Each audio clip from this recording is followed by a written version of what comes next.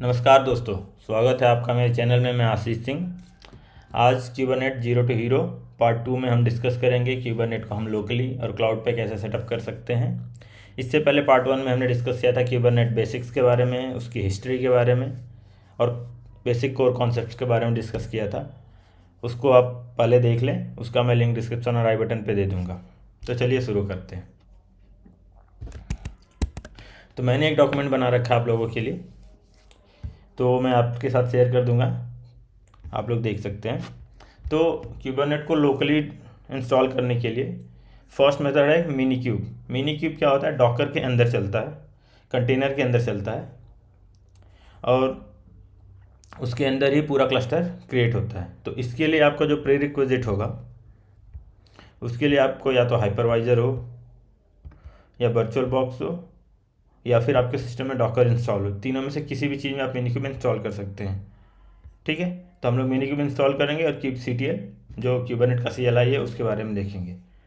तो मेरा system Mac का है, तो मैं मैक पे करके दिखाता हूँ। अगर आप चाहें तो इसका डॉक्यूमेंट अगर आप यहाँ पे डालें मिनी क्यूब इंस्टॉल, तो आपको यहाँ पे भी डॉक्यूमेंट मिल जाएगा। तो आप अगर यहाँ पे जाएंगे मिनी क्यूब स्टार्ट पे, तो यहाँ पे सिस्टम आप अपना सेलेक्ट कर सकते हैं। जैसे बाय डिफ़ॉल्ट जो सिस्टम होता है उसको सेलेक्ट कर लेता है Mac OS ARM stable binary download. एक तो बाइनरी डाउनलोड के साथ इंस्टॉल कर सकते हैं। होम ब्रू उससे ज़्यादा इजी ऑप्शन है, आप उसके थ्रू मैक OS है आपके पास तो इंस्टॉल कर सकते हैं। होम ब्रू इंस्टॉल हो, अगर नहीं इंस्टॉल है तो होम ब्रू की वेबसाइट पे चले जाएं, होम ब्रू इंस्टॉलेशन का ये कमांड है, इसे रन करें और उसके बाद जब इंस्टॉल हो जाए उसके बाद ये brew command brew install minikube करेंगे तो मिनी क्यूब इंस्टॉल हो जाएगा। ये हो गया मैक के लिए। दूसरा लिनक्स के लिए, लिनक्स के लिए ये कमांड्स दिया हुआ है जिसको मैंने डॉक्यूमेंट में भी डाल दिया है। यहाँ पे मैंने डाल दिया है। ओके, तो आप यहाँ से भी कर सकते हैं या सीधा फिर यहाँ से आप कमांड कॉपी करें उसके बाद हो जाएगा इंस्टॉल। विंडोज़ के लिए सेम कमांड दिया हुआ है। अगर आप exe फाइल डाउनलोड करके चाहें तो पावर सेल में कर सकते हैं, या विंडो पैकेज मैनेजर अगर आपके अंदर विंडो में इंस्टॉल्ड है तो उसके थ्रू ये कमांड डाल के इंस्टॉल कर सकते हैं, या चॉकलेटी एक पैकेज मैनेजर आता विंडोज़ में, अगर वो इंस्टॉल है तो उसके साथ ये कमांड कर सकते हैं। इन सब के लिए मैंने आप लोगों के लिए विंडोज़ के लिए एक पूरा डॉक्यूमेंट अलग से बना रखा है मिनी क्यूब इंस्टॉल के लिए। आप यहाँ पे जाएंगे तो आपको पूरा प्रीरिक्विजिट सब कुछ है। यहाँ पे डॉकर इंस्टॉल कर सकते हैं, डॉकर के अंदर भी रन कर सकते हैं। सारा कुछ मैंने इंस्टॉलेशन का प्रोसेस इसमें लिखा हुआ है, इसका भी लिंक मैं डिस्क्रिप्शन में दे दूँगा, आप लोग ईजिली देख सकते हैं। सेम मैंने लिनक्स के लिए उबंटू में मैंने इंस्टॉल करने का स्टेप दे रखा है कि पहले आपको अपडेट करना होगा, फिर ये जो भी है सारे कमांड्स मैंने दे रखे हैं, इसके थ्रू इंस्टॉल कर सकते हैं। तो एक काम करते हैं, हम चलते हैं और अपने मैक OS पे देखते हैं होम ब्रू से। तो मैं टर्मिनल ऑन करता हूँ, यहाँ पे डालते हैं command brew install minikube. मेरे में पहले से इंस्टॉल है तो ये बोलेगा कि ऑलरेडी देयर। ओके, यहाँ पे आया कि minikube 1.35.0 is already install and up to dated.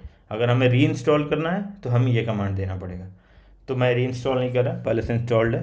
Okay, install करने के बाद मिनी क्यूब अगर हम चाहें मिनी क्यूब को स्टार्ट करना तो मिनी क्यूब स्टार्ट कमांड डालेंगे। ये सारे के लिए सेम ही होगा, लिनक्स के लिए भी सेम ही होगा। तो मिनी क्यूब स्टार्ट जब हमने रन किया तो आप ये मिनी क्यूब को स्टार्ट कर रहा है। Mini cube V1 on Darwin automatically selecting the Docker driver, सारी चीज़ें इंस्टॉल कर रहा है। तब तक हम लोग डॉकर डेस्कटॉप ओपन कर लेते हैं।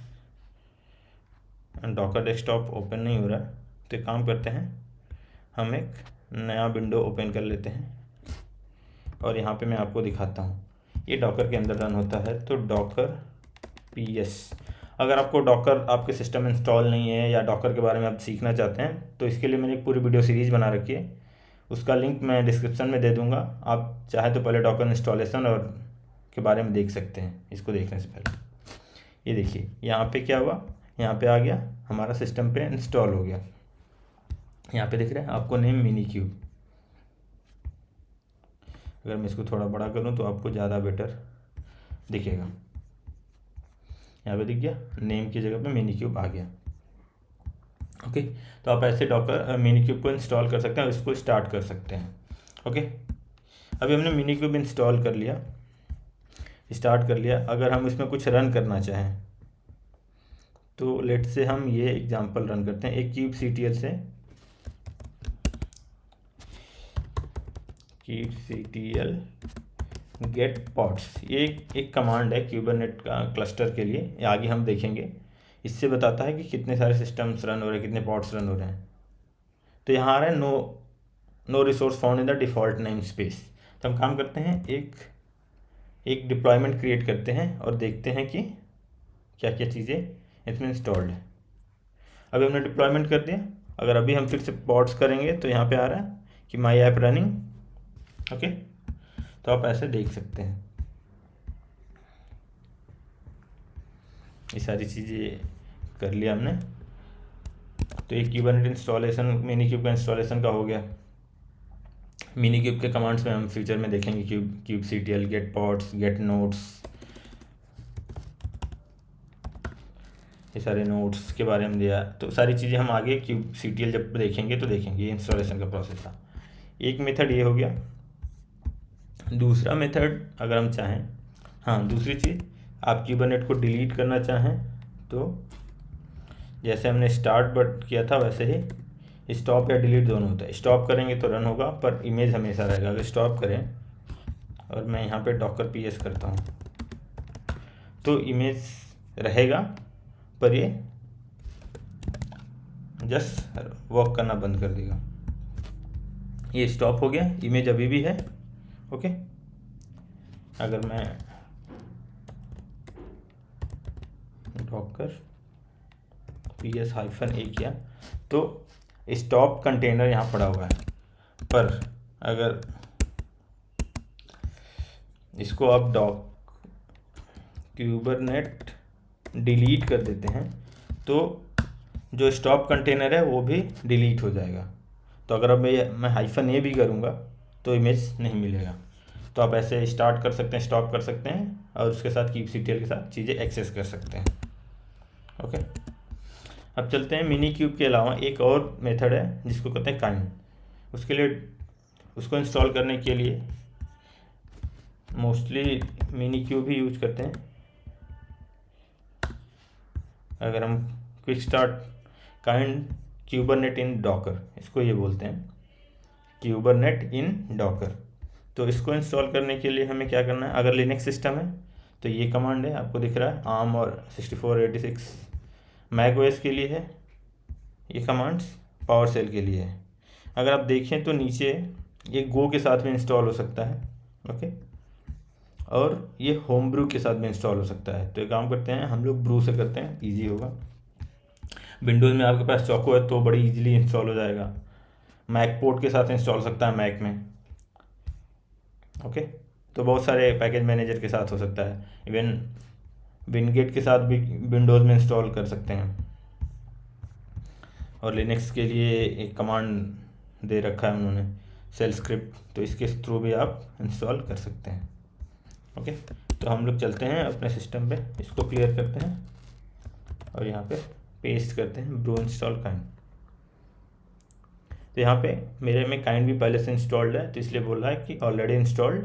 अगर री इंस्टॉल करना है तो आपको ये कमांड देना पड़ेगा। ओके,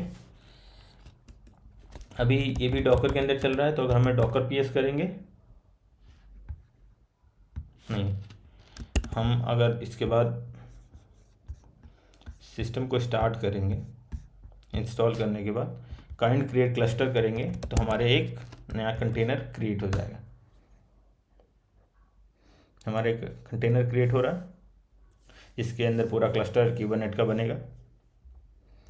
तो आप देखेंगे तो इंश्योरिंग नोड इमेज पहले किया, प्रिपेयरिंग नोड्स, राइटिंग कॉन्फ़िगरेशन लिखा है इसने, writing starting control plane, installing CNI और इंस्टॉल। तो अभी मैं अगर docker ps करूँगा तो आपको दिख रहा है इमेज। ओके, तो आपको ऐसे इमेज दिख जाएगा। सेम यहाँ पे वो सारे क्यूबरनेट्स के कमांड्स चलेंगे, kubectl गेट पॉड्स जो भी थे। अगर हम यहाँ पे गेट नोट्स करें तो दिख रहा है आपको, नोट्स दिख रहे हैं। पॉड्स करूँ तो पॉड्स दिखेंगे। ओके, तो सारी चीज़ें हमें दिख रही हैं। तो ऐसे करके हम काइंड्स के थ्रू भी अपने लोकल सिस्टम में इंस्टॉल कर सकते हैं। इसको डिलीट करने के लिए क्या होगा, सेम कमांड काइंड क्रिएट के प्लेस पे डिलीट और उसके बाद क्लस्टर, डिलीट हो गया। अगर अभी हम डॉकर पी एस करें तो हमारे पास नहीं है, इवन हमने डिलीट किया है तो डॉक्टर पी एस -a करें तो स्टॉप्ड कंटेनर भी नहीं होगा। तो हम होप ये चीज़ आपको समझ में आ गई कैसे इंस्टॉल्ड होगा। ये सारे का डॉक्यूमेंट मैं लिंक में दे दूंगा, आप लोग देख सकते हैं। ओके, इसके बाद क्या होता है कि बहुत सारे क्लाउड प्रोवाइडर जो हैं, गूगल क्लाउड प्रोवाइडर है, जो माइक्रोसॉफ्ट का एज्योर है, AWS है, ये सारे मैनेज क्यूबरनेट क्लस्टर्स देते हैं। गूगल के मैनेज क्यूबरनेट क्लस्टर को गूगल क्यूबरनेट इंजन बोलते हैं। ओके, एज्योर क्यूबरनेट सर्विस होता है, और अमेजन का होता है अमेजन इलास्टिक क्यूबरनेट सर्विस। अगर आपको मैं दिखाऊं, गूगल EKS,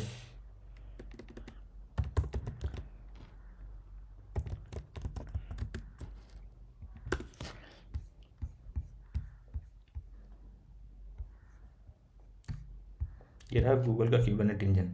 तो आप अगर चाहे तो इसको कर सकते हैं, आपके पास अकाउंट हो, आप फ्री ट्रायल भी ले सकते हैं। इसमें आपको आपका क्रेडिट कार्ड डिटेल डालना पड़ेगा, उसके बाद आप ट्राई GKS फ्री करेंगे तो यहाँ पे आप अकाउंट बनाएं और उसके बाद डायरेक्टली आप क्रिएट कर सकते हैं। तो मैं अभी अकाउंट नहीं क्रिएट कर रहा गूगल के लिए, मैं आप लोगों को AWS का दिखाता हूँ। मेरे पास AWS के अकाउंट है। एज्योर के साथ भी यही है,